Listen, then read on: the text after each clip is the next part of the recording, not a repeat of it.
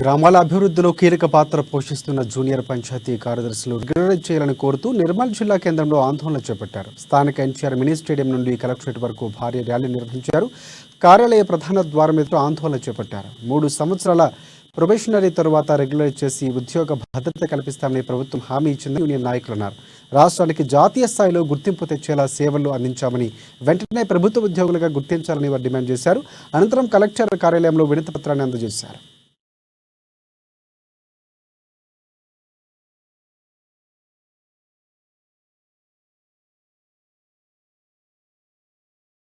అనేది మన పల్లెల్ని చూస్తే ప్రతి ఒక్కరికి అర్థమైపోతుంది. మరి మా యొక్క శ్రమ ఏ విధంగా ఉంది అనేది దేశం మొత్తంలో మన తెలంగాణ రాష్ట్రానికి వచ్చిన అవార్డులే నిదర్శనము. ఇంకా కష్టపడే మాకు ఉంది. ఇంకా కూడా కష్టపడి మన పల్లెల అభివృద్ధిలో మేము మా వంతు బాధ్యతను మేము పోషించడానికి రెడీగా ఉన్నాము.